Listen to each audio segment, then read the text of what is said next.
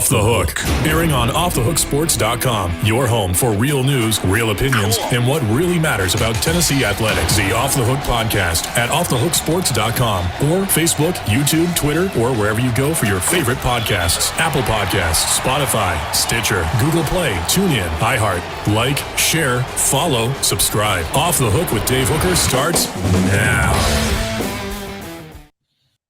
And it is Chalk Talk with Chris Landry. I'm Dave Hooker, brought to you by Owl's Nest Barbecue. Please take a moment and click on that subscribe or like button so we can be part of your Tennessee and SEC coverage. And it's brought to you, Chalk Talk is, by Owl's Nest Barbecue. Owl's Nest Barbecue, your home for everything that is barbecue, and Steve Ray's Midnight Oil, a proud Michelin distributor, and they take care of my vehicle. They should take care of yours. All right, Chris, a bit of a quiz show today, if that's okay with you. Does that work for you? Sure. Okay. So we're going to 5 goals for the season. So I've laid out goals for the season, achievements, so to speak. And I'll ask you, does Tennessee reach those goals? Because we are in game week. It's Ball State, depending on where you're watching this. Tennessee is about to beat Ball State really badly or just have. So I don't know when you're watching, but as far as the whole season, we can go ahead and set that up. I better not be wrong on that, Chris. All right, so 5 goals for the season. I'm going to start with a number 1. Protect the passer better.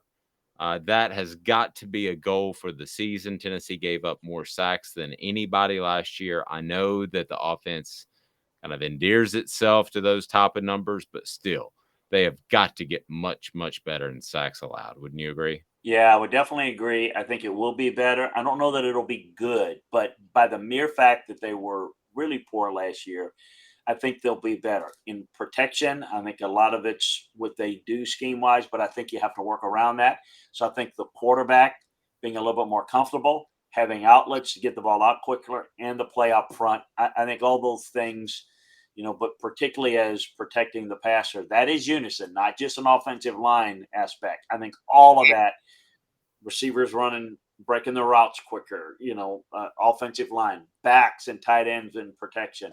I think all those things have a chance to be better, should be better. And as you mentioned, if they're going to achieve their goals, going to have to be better.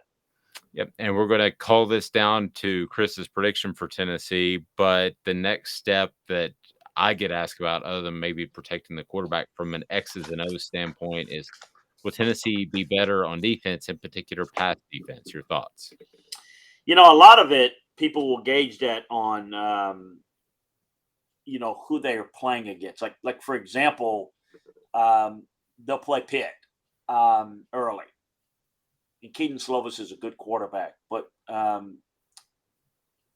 it's a drop back from what. So a lot of that is, will it be better or will the stats be better? And that's, to me, I question this one. I think it really depends upon the pass rush being better, because the pass rush determines more than anything your ability to play good pass defense. So I'll say the pass rush has a chance to be even better, more consistent, which is a good thing.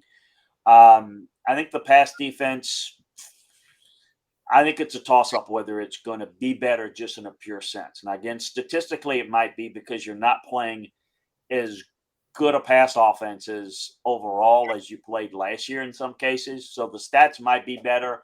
I don't know quite how to say that. I'll say they will be kind of about the same, maybe not much better if at all, but statistically they'll probably be a little bit better. So that's not hedging the fence. I'm just clarifying what I see this pass defense looking like.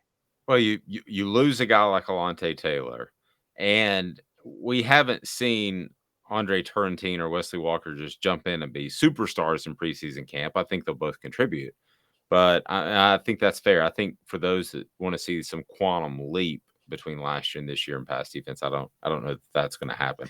All right, so upset an SEC opponent.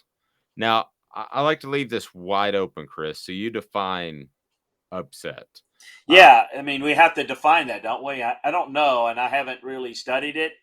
Is Tennessee a favorite or an underdog versus Florida and LSU? I think they're an underdog against Pitt. Right. They're an underdog against Pitt, but they're an underdog against Pitt. They're actually a favorite against Florida at home and a projected underdog, though that's a long time away. Those numbers could change pretty Right. dramatically. Um, but they're a projected underdog against LSU. Well, let's go with the obvious, where they're definitely going to be underdogs. I don't think they're going to be Georgia or Alabama. Um, I think, I don't know where it's going to be with Kentucky. So the only way I know to answer this is who could potentially be favorites. I think they've got a shot at Pitt. I think Pitt's defensive line's outstanding. I mentioned Keaton Slovis. That game's going to be tough. It's definitely the game, the pre-SEC game that kind of sets the tone for the season, in my view, because it's, Ball State and Akron otherwise. I don't know where to go with Tennessee, Florida right now. That game, that wouldn't be an upset, and the same thing with LSU. I think there's a bit of an unknown, but I don't think that the chances. I think those are pretty much toss-up games either way, along with Pitt. And so this is what makes, to me, this season for Tennessee very intriguing. Is that I think a lot of their fans think, "Oh yeah, we're going to beat Florida this year. Oh yeah, LSU, they're not. Brian Kelly's coming in. Pitt, we're going to beat them." I don't know. I don't know about that. For their sake, I hope they can. I think it's possible. But Kentucky, we always beat them. Well, Kentucky's really good. We'll see. So the only thing I do know is don't really like their chances against Georgia and Alabama. But you know what? I didn't like the chances of A&M against Alabama last year at this time too. So you never know. I still look at them and say, defined by the Pitt game, the Florida game, the LSU game, the Kentucky game. I think this schedule, I can look at it and say that they're a 7-2 team, and then there's 3 question mark games.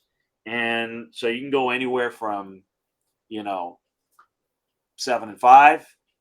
to 8-4 to 9-3. That's kind of where I see it.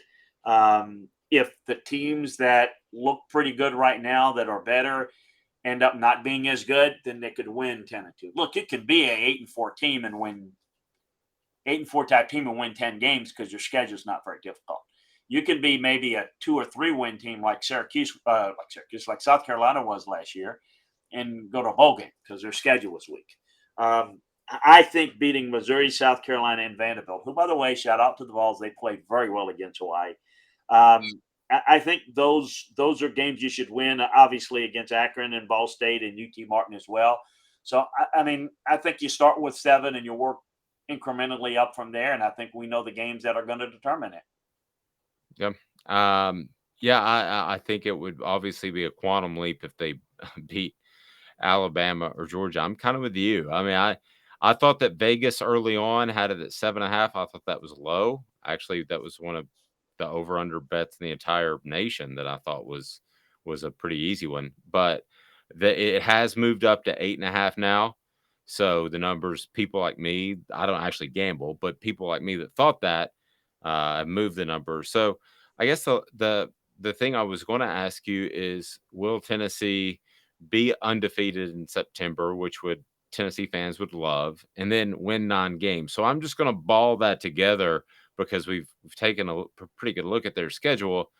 Can they win out in September, which would be huge for Tennessee?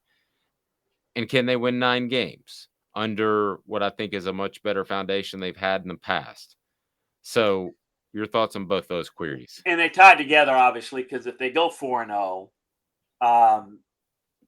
then they're going to get to 9. They're going to get to 8 easy, and then they just, if they beat LSU or Kentucky, and again, hate to assume, but assume for this conversation that Missouri, South Carolina, and Vanderbilt ends up being wins. So none of that's a given. You know how college football is. So can they? Yes, on the road at Pitt and home against Florida are the 2 games we're talking about in September that are the key games. They can, but Pitt can beat this Tennessee team, and Florida can beat this Tennessee team. Tennessee can beat them as well. Look, I think the key. I want to see how they play at Pitt. It's going to tell me a lot. It's obviously we're going to see them against Ball State, and we'll learn a little, not a lot. I think we're going to learn a lot about this team at Pitt. And then if they're 2-0, then they're going to be 3-0. And then, at that point, I might feel more comfortable about saying, "Yep, I like their chances to get one against Florida and start 4-0." And if you do that, then I think you can be thinking, "Look, 8's probably an assurity, and 9 is definitely within reason, and 10's not out of the question down the road." But I think it's going to start. Obviously, if they lose to Pitt, then that's going to probably shock a lot of people in Knoxville, because I would imagine most people in Knoxville are like most people in the SEC. They really only know the SEC teams, and they don't realize that Pitt is very capable of beating. Not because of last year, but because if you were talking about who's got a better offensive line, who's got a better defensive line, Pitt's got a better offensive and defensive line in Tennessee. Now, Tennessee has more skill players. And if Keaton Silvas plays well for Pitt, it's going to be tough for Tennessee to win the game. But Tennessee's got experience, more playmakers, and that's going to be a game of wills. Pitt's going to try to run it down Tennessee's throat, and Tennessee's going to try to get early points. And if you make Pitt play from behind, Tennessee's going to win and going to win going away. But we'll get to that Pitt week and break down that game. But that is going to be the pivotal part of it. I think the coach in you just got trumped by the broadcaster in you, because you kind of counted the Ball State win as a win. That's what people like me do, Chris. You're not allowed to do that. Not allowed to do that, no. But on this show, I've been given freedom to do that. But and here's the thing about it, and people will laugh at that. How well you do things against Ball State. Don't ruin an opportunity. Don't ruin a practice, anything. It's not about whether you win against Ball State. It's try to get better, because how you do there and how much you progress is going to help you or hurt you in your chances against beating a team like Pitt or beating a team like Florida. So I think the Ball State games and the Akron games are important for different reasons. You got to play through them. A win may be a given, but you can win and really play poorly and set yourself back. And you got to make sure that you avoid that at all costs.